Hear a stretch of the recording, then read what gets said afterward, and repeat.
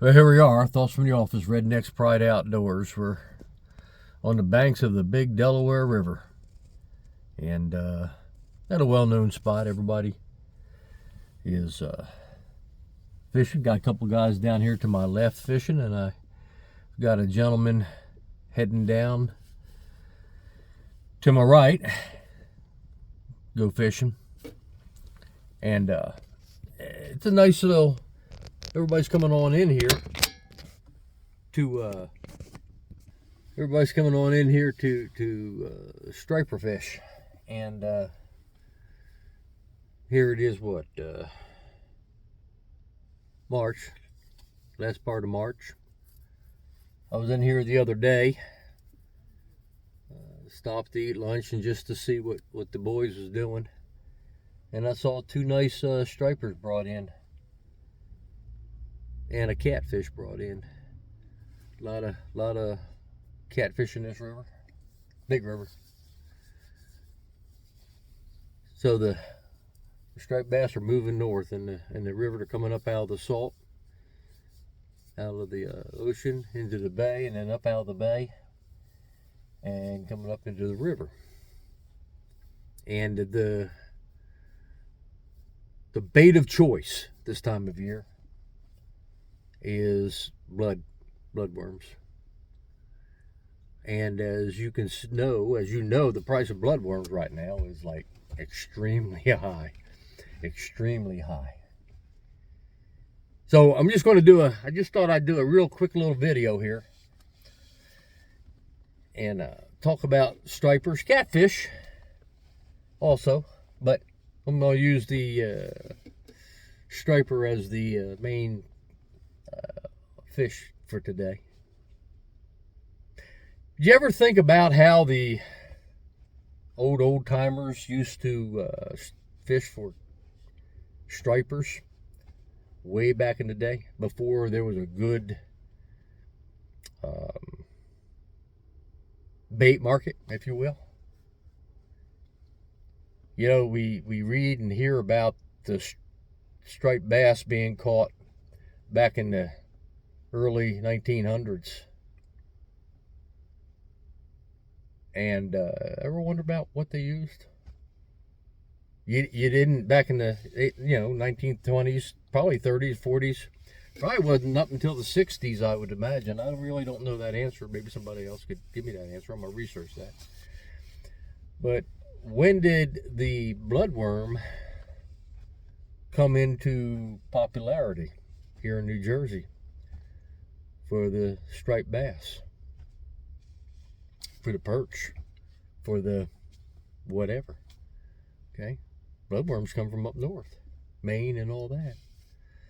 So when you think about that question, what did those old timers use? Well, I know a little bit of what they used.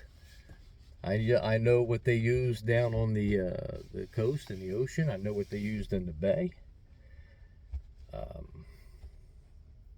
They used native fish, obviously, for bait, but they also used something else, and that was the nightcrawler.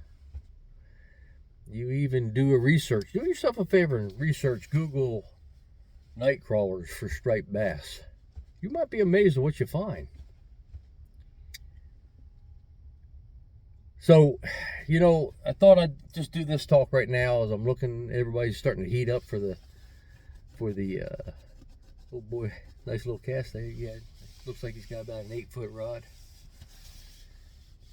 Got out there, right on that little flat out there. Anyway, night crawlers. And one of the problems with night crawlers is they don't have the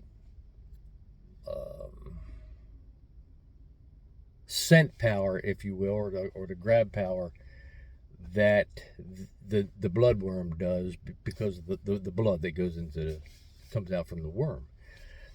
But I want you to think about something. Yeah, and all we have to do is just, if we would just think about things. A lot of today's rules and commandments we would probably throw away. But everybody uses the bloodworm because of the blood that's coming out of the worm, right? And we all know that scent travels in the water. That's why I make fishing scent, all right?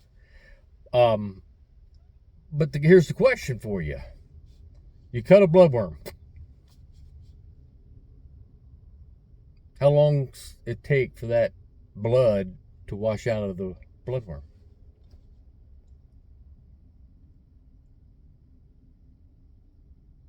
Not very long. Think about that. Take a bloodworm and toss it out into the water. Keep it out there for 15 minutes. Pull it back in, and how much blood is coming out of that worm? If you don't cut them, then it's a different story. But then if you don't cut them, then how's the blood escaping? So what else is it in the bloodworm that's working? And it's the worm flesh. It's that simple. Same thing as a nightcrawler. Okay, so what I want to talk about today, real quick, is one of the ways with the prices of the bloodworms, that something that you could try alongside your bloodworm to see if it works. Now, one of the common ways to fish for your stripers with your bloodworms, you don't just put the bloodworm on the hook, because these stupid perch and everything, all those other little fish out there just cleans your hook off. So you bag them, right? Whether you buy the bags for the hooks, or you make them out of stockings, your wife's stockings, or your old, if you're a woman, your stockings. Anyway, you bag your worms, and you take your however many bloodworms you're going to do. Do the same thing. You're going to take your night crawlers for $3 a dozen or whatever. Get the big ones, and get maybe 2, maybe 3 of those night crawlers, and don't put them in the bag whole. Take them and cut them up in quarters. Then put that in your bag. All right. Now here's where another little trick of the trade. You're talking to a fisherman here, or a scent manufacturer, and what you'll do is, to make that a little bit better, just a little bit better, go get your dollar store, all right, and you know those sponges, they're for washing dishes and stuff like that, about like that, and they come in different colors. They're about that thick, and yeah, you can see that you know what happened there. Anyway, take those sponges, and they come in red, blue, green, yellow, whatever color you want, and cut them in pieces about, I don't know, what's that? About like that. No more than a half inch. Half inch is too big. Like a 3/8, maybe, or a quarter inch by say a half inch long. All right. So you're gonna look at a piece about, well, no bigger than that, right there. Right. That's a straw. No, take about a half inch. Cut it like it's that straw there. And you're gonna cut them up into little pieces. And then what you want to do is you want to take our Redneck's Pride Outdoors striper scent, okay, and you put them in a little container, and put 1 or 2, maybe 3 drops on each one of those sponges. Don't saturate the whole thing. Just 1, 2, 3 drops, maybe 4 drops, and put them in that container, and just let them sit there, however, days, years, months, whatever. Don't matter. Stuff doesn't go bad. But you take that sponge now that's got that scent down in that sponge, and you got your worms in your bag, and you take that little sponge and you throw that sponge with the scent on it down in the bag, and you tie it off, and then you hook it on however you're going to hook it on, and toss it on out there. And see if that don't work for you. Also, I say to a lot of guys, I was at another spot, just, it was actually down the river, by about 5 miles. I stop at these places just to see how the old boys are doing, seeing if anybody's catching anything or what have you. But that spot down south of where I'm at now, I was talking to one of the old boys, and there had to be 50 people lined up along the bank. And so what y'all fishing? He said, bloodworms. I said, so what makes your bloodworm bag different than his or hers bloodworm bag? And he looked at me. Oh, nothing. I told him to do the same thing. Take your bloodworms if you're going to. Cut them up if you're going to. Take that sponge, put it down in that bag with the scent on it, and now you've got a difference in your presentation to the fish. Let's see if that don't work. All right. What I just told you to do for the stripers works for the catfish too. Now, where we're at along the river here, we've kept it quiet for a few years, but the bluefish have finally gotten into the river here. And the blue catfish is everywhere from the C&D Canal straight on up to the falls up in Trenton. And matter of fact, my good buddy and friend, fishing guide, Dominic, is fishing up there. And I think this week or last week he started for the blue catfish to catch them, because he sent me a text and said, I need bait, make some new catfish bait for me. So I'm working on a new catfish bait for his blue cats. Full draw bow fishing. If you are looking for a good guide along the river, he's top notch. He just got a brand new boat in the water. I want to get on that thing, get out there if I can find time. Anyway, blue catfish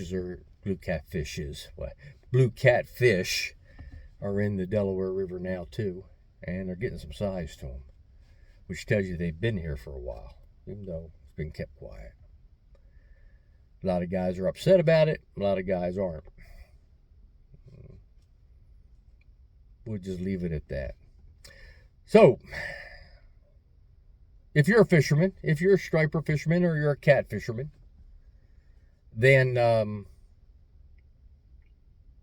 try it out.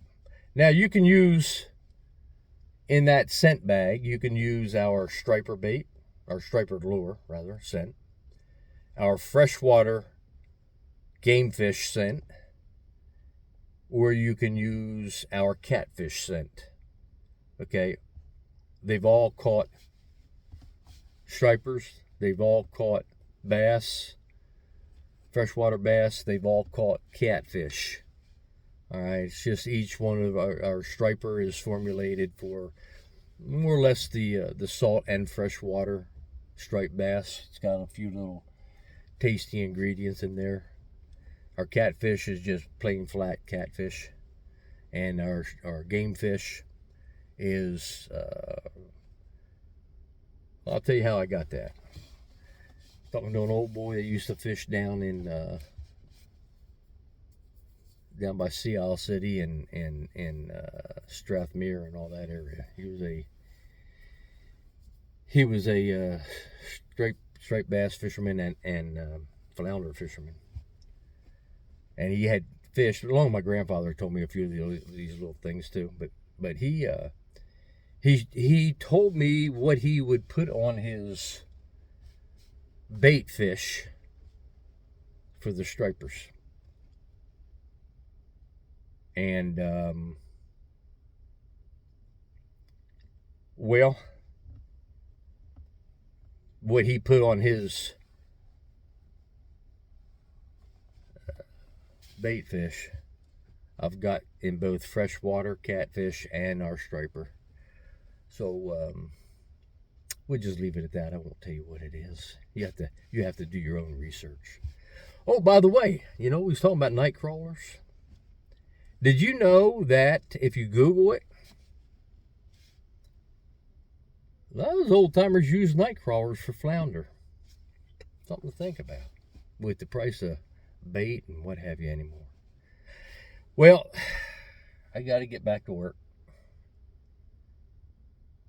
Done looking here at the river. Been raining. One of those days you just don't feel like working. But I got calls to get made, baits and lures to get made. I got all the critters picked up. I'll talk to you later. Thoughts from the office, Redneck's Pride Outdoors. See you later.